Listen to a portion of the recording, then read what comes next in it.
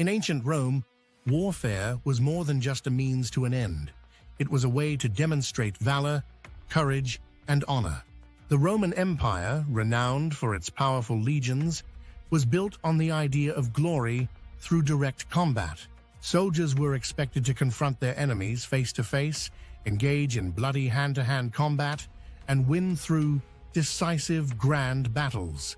But during one of Rome's most dangerous moments, the Second Punic War, a Roman general named Quintus Fabius Maximus introduced a radically different approach to warfare.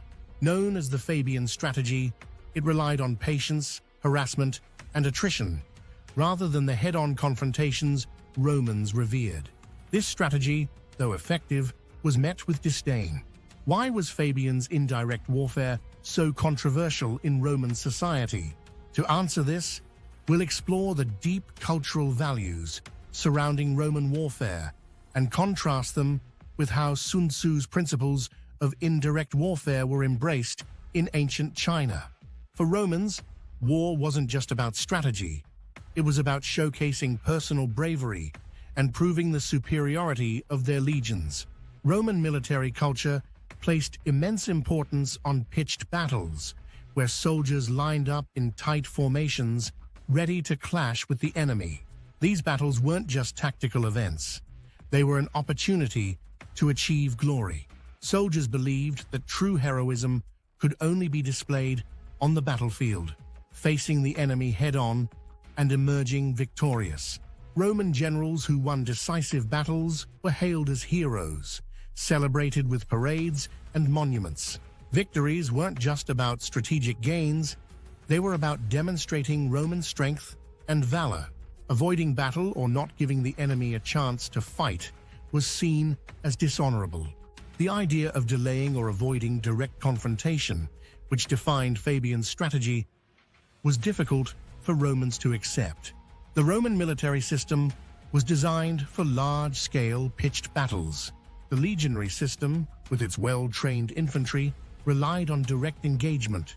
Roman soldiers used heavy infantry tactics, such as the famous testudo formation, where soldiers locked their shields together like a tortoise shell to withstand enemy attacks. This system excelled in set-piece battles, where tight formations and discipline could overwhelm less organized foes. As a result, the Roman way of war was all about meeting the enemy head-on. The idea of indirect tactics, such as cutting off enemy supplies or harassing forces without engaging in a decisive battle, was seen as un-Roman. During the Second Punic War, after Rome's devastating defeats at the hands of Hannibal, particularly at the Battle of Cannae, Quintus Fabius Maximus became commander.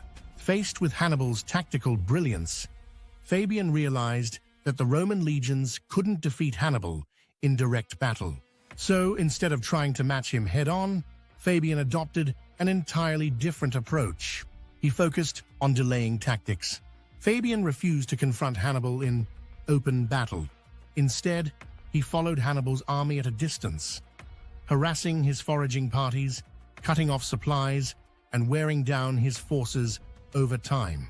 This became known as the Fabian Strategy, a method of warfare that emphasized time as the ultimate ally.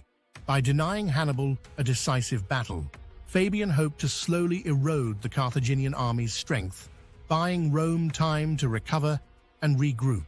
Despite its effectiveness, Fabian's tactics were wildly unpopular in Rome. Romans believed that true victory came from direct combat, where Rome's honor could be defended in battle. Fabian earned the nickname Cunctator, meaning the delayer. This was not a title of respect, but one of ridicule. Many Romans saw his refusal to engage Hannibal as a sign of cowardice and weakness, a betrayal of Roman values. While Fabian succeeded in stalling Hannibal, his cautious approach was so out of step with Roman military culture that he was eventually replaced by more aggressive generals who often met with disastrous results when they attempted to confront Hannibal directly. Interestingly, Fabian's indirect tactics, which clashed so fiercely with Roman ideals, would have been highly regarded in ancient Chinese warfare. In contrast to Rome, Chinese military philosophy, especially as taught by Sun Tzu, embraced indirect warfare. Sun Tzu's The Art of War, written centuries before Fabian, emphasized the importance of patience, deception, and winning without fighting. One of Sun Tzu's most famous teachings is that the supreme art of war is to subdue the enemy without fighting. Unlike the Romans, who believed in the honor of face-to-face combat, Sun Tzu believed that the greatest victory was one where no battle was fought at all. For Sun Tzu, strategic thinking was far more important than brute force. Victory could be achieved by deceiving the enemy, maneuvering around their strengths, and attacking their weaknesses. Chinese military tradition valued strategy and adaptability over direct confrontation. Generals who won through clever tactics or exploiting terrain were often more celebrated than those who relied on sheer strength. Sun Tzu's ideas were particularly suited to ancient Chinese warfare, where the vast landscapes and diverse environments often made large-scale battles impractical. Armies that could adapt to the terrain and outthink their opponents were more likely to succeed than those that relied on direct combat alone. In China, indirect warfare was not seen as dishonorable. It was seen as a sign of wisdom and superior strategy.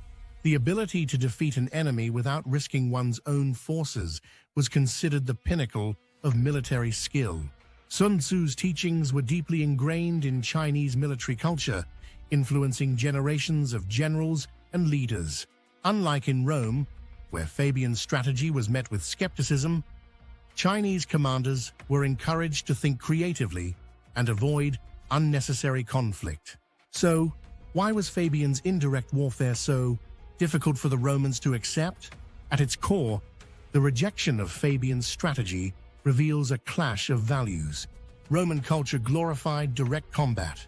Soldiers were expected to prove their courage by facing the enemy head-on, and victory through avoidance or deception was seen as dishonorable. In contrast, Chinese warfare, influenced by Sun Tzu, valued strategic cunning over brute force. While Fabian's tactics were effective in wearing down Hannibal, they ran counter to the Roman ideals of heroism and glory in combat. Another reason Fabian's strategy was rejected was Rome's desire for immediate victory. Romans were used to swift, decisive battles. Fabian's slow, methodical approach, which required time and patience, was too difficult for many Romans to accept, especially in the face of Hannibal's invasion. They wanted results, and they wanted them fast. Sun Tzu, on the other hand, taught that true victory often required waiting for the right moment to strike. He believed in delaying battle until the conditions were favorable, an idea that was fully embraced in Chinese military thought. In the end, while Quintus Fabius Maximus eventually succeeded in stalling Hannibal's advance and laying the groundwork for Rome's ultimate victory, his tactics were never fully embraced by Roman society. The Fabian strategy, with its emphasis on indirect warfare, clashed with the Roman ideals of glory and honor on the battlefield. It was too radical for its time, and too far removed from the traditional Roman way of war. In contrast, the principles of indirect warfare championed by Sun Tzu became fully integrated into Chinese military doctrine. This contrast highlights the cultural differences between two of history's greatest civilizations. While Rome continued to celebrate the valor of direct combat, China embraced the wisdom of patience and cunning, proving that victory could take many forms, some more subtle, but just as effective. Thanks for watching. If you enjoyed this deep dive into the strategies of ancient warfare, make sure to like the video and subscribe for more content exploring the fascinating ways that military history has shaped our world.